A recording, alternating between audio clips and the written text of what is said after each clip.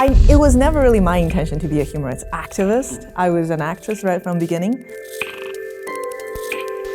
I started acting in some film productions that are quite sensitive to the Chinese government.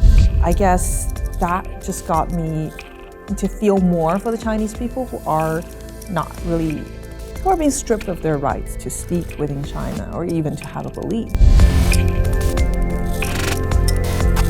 Then I ran for Miss World Canada on a human rights platform. And after that, my father was threatened after I won Miss World Canada. So that sort of forced me to go on a path to make a choice if I want to stay silent or do I want to speak out about this. And then the rest is history.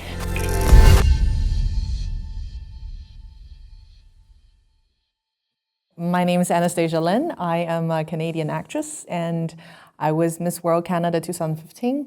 I'm still Miss World Canada, actually. And yeah. So let me go right to it then. If you could change the world, if you could change one thing about the world, what would that be? I think not being afraid to be who we are. And that goes for everyone. And I think that's so important. It's freedom of conscience.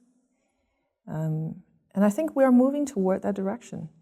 Although there's still a lot of political correctness when we bring up certain issues, but I think people are breaking status quo more and more. Like we have a beauty queen who's going against human rights in China. Well, that's my view. So you mentioned Falun practitioners? Falun Gong. Falun Gong. So can you tell us what that is and how the human rights intersect with that? Falun Gong is an ancient meditation practice that's very resemblant of Buddhist and Taoist teaching. And it has some exercises just like yoga. But the thing that got Chinese communists to be concerned about this meditation practice is that it does have a spiritual side, which is they believe in truthfulness, compassion, and tolerance. So whoever practices Falun Gong, like a lot of traditional Buddhists and Christians, they will use their own mind to think, to make decisions for themselves instead of listening to the propaganda of the government. And Falun Gong is not the only meditation practice that was popular in China, but I guess because its strong resemblance of the Chinese traditional value that was destroyed during the Cultural Revolution, Chinese people find it gravitate naturally toward it. And so in 1999, the population of practitioners in China was about 70 to 100 million, and that is the Chinese Communist official data. And that is about twice the size of the Communist Party's membership. And anyone who knows Chinese contemporary history would know that the communists, they don't tolerate any ideological challenge. So a huge group like this is unprecedented in their history already and could not be tolerated within such a society, repressive society. So why do you think that they are cracking down? And if so, how are they cracking down on the religion?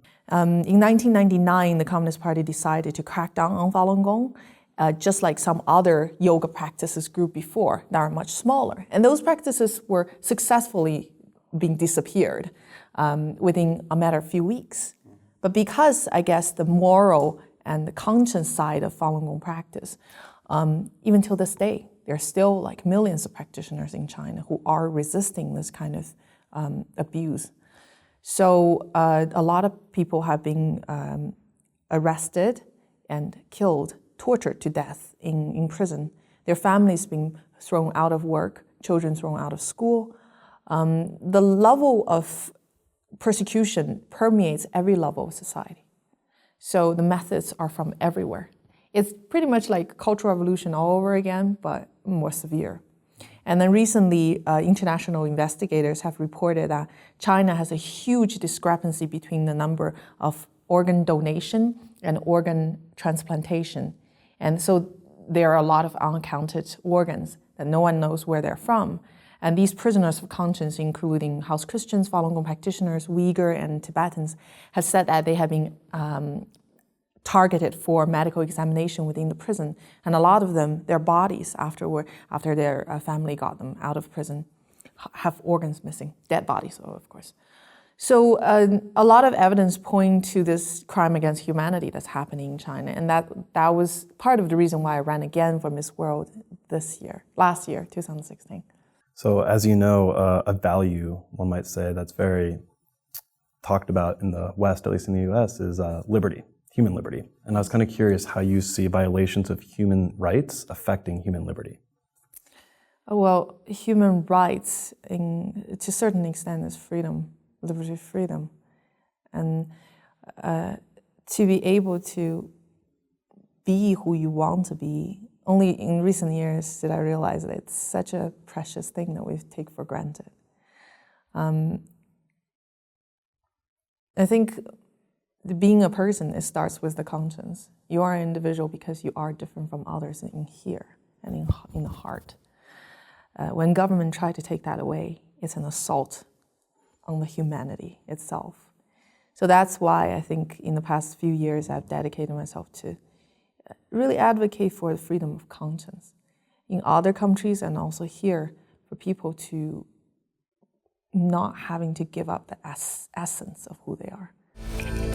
I think in Guatemala, because there isn't a significant Chinese population, I think to know what's going on in that country actually is quite helpful. It helps us to stay alert. Because what's happening is that Chinese Communist Party, with their growing economic power, has soft power over the world.